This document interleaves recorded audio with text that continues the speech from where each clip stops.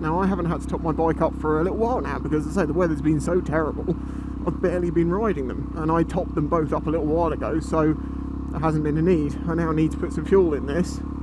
It's going to be interesting to see what the price is, because it's going up. It is interesting though, as I've talked about before, having worked in the petrol industry, in the sense I've worked in a petrol station, ran it for 3 years,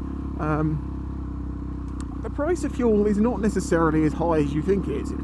10 years ago it was still around 150 a litre, and it was only because we had like a dip in the middle there, and many people started driving the past 5 years and have never known the higher prices, I assume. But the idea dawned on me when people say that, petrol's expensive at £2 a litre. When you consider what goes into creating it, the amount of steps, the amount of risk, the amount of financial investment, admittedly the amount of environmental damage and everything like that, it's actually quite impressive how cheap petrol is still. I mean, I'm sure there's things in the past 10 years which have fundamentally not changed but have gone up significantly in price, way more than petrol has. Now, it's not me saying, yeah, let's make petrol more expensive, yeah, like I understand the issues that brings, especially if you work and you have to pay for fuel. It completely can ruin your business structure.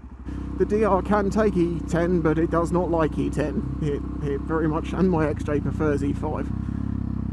I was hoping it wouldn't be that way, but unfortunately it is. So what am I paying for you? I'm sure it reaches both sides. Do you really not want it? Fine. Just sit there. 167.9 a litre for E5. I think that would be probably the worst I've ever seen, but in comparison, it's quite surprising. Now I've just got to reset the trips. There we go. Don't kill me. No. Try indicating as well. Oh, no, don't get me started on that. I'll start ranting again. The amount of times I've ranted about the lack of use of indicators these days. I'm not going to talk about it. I'm not going to rant about it. Yep, not indicating. I knew it. I've been thinking about some fun video ideas that I could do. That I can do when the weather's bad, because I'm finding that's a bit of an issue for me. When the weather is really bad, I can't. Well, I can make videos, but they're just not as watched, because even weather like this that's grey makes these videos look kind of boring. And as much as people say, I don't care about the weather, I'll watch it anyway. Well, that's just not the way it works. The average is important, and sunny weather produces much more views. And obviously if the weather's absolutely disgusting, you can't see anything because the camera lens is covered in rain. And obviously I do the mechanical bike videos, but I don't have anything to fix. But I would like to experiment and play with some mechanical things. You see, this is where it's going. So I'm kind of playing with these ideas in my head. Now, I obviously haven't said anything here, but if any of that makes you think, what, like testing this or doing that, hey, in the comments, say it, maybe I'll do it. If you pick exactly what I have in mind, it would be interesting. But I definitely have a little idea. Thank you, Mercedes driver, very nice of you there. It's also going to be quite interesting to see what the bike industry does in the next year, because the chip shortage, material shortage, for certain things, for bikes, is going to get worse than it already is. And I think that had part of the, with the economic downturn that's kind of going on, and all the problems that came out the back of COOF and getting stuff through borders, and the borders being backed up and all that sort of stuff. It's just been interesting to see if things come to a bit of a grinding halt.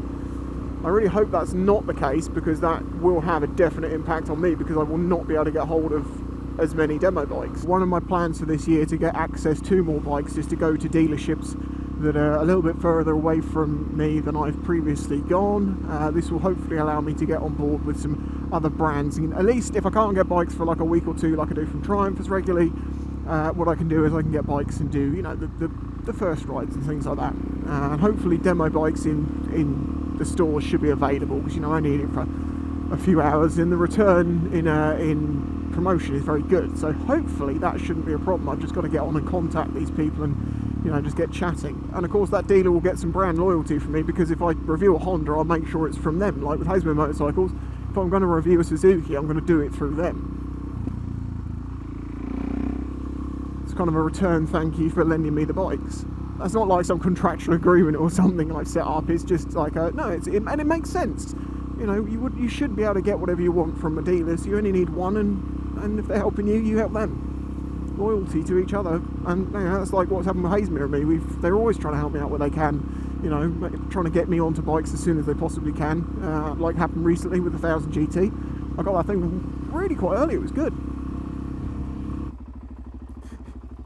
I was going to say, is that the whole mirror or just the outside of it? Should do like a thumbnail. That'll teach them to not go near lampposts, to not believe clickbait. Yeah, I went back to pick that mirror surround up because I was like, it looked relatively intact and I'm sure they're relatively expensive, so put it up on the wall out of the way and hopefully the person will see it on the way past and it won't get crushed.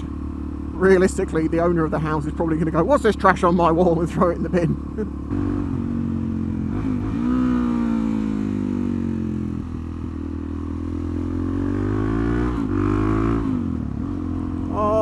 Derek, you always make me happy because you're so fun to ride. The love has returned. Now everything, we've smoothed out our differences.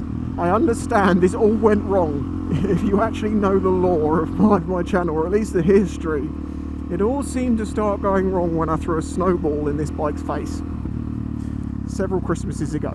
From that point onwards, it was a lot of trouble. Oh, once again, I will reiterate the request. If you have any ideas for mechanical explanation videos you'd like me to do, please say. I could think of a million different things, but to me they're interesting, and to you they're probably boring. Maybe, I don't know.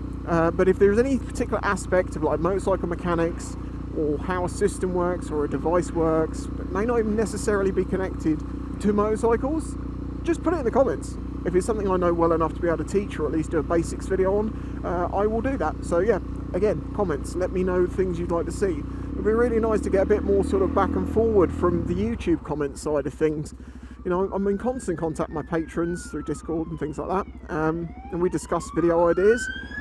But I would be interested to hear from some people that aren't patrons. You know, I know for some people, they just can't afford to do Patreon and they'd still like to, you know, put some input in. Do it! I don't not listen to people unless they're a patron. If you've got a good idea, it's a good idea, and I'll do that.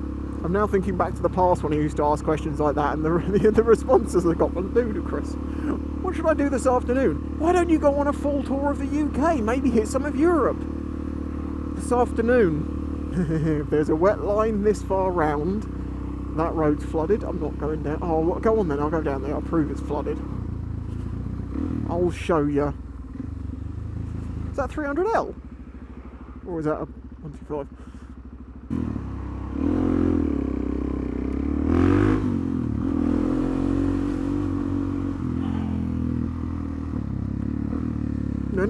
No, you don't. No. Don't you splash me. Right over. This is my road. Dominate the position. As I say, this was just one of my random ones. I needed to go for a bit of a ride just to get some fresh air and talk about a few things that I'm sort of working on in the background at the moment. I did have a comment the other day from someone that said about, don't worry about things, there's no point worrying, it doesn't change anything, and I agree with you with it.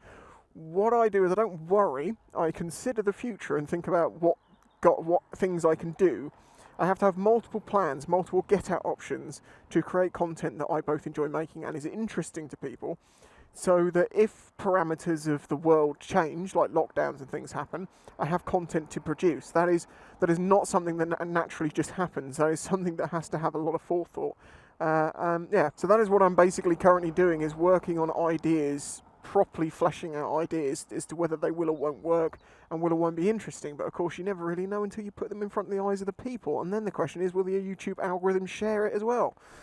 Oh, this is not what I'm interested in doing. I just want to make videos and my subscribers see them, but the world hasn't been that way for a long time. So yeah, anyway, smack the like button, see you in the next one, bye bye.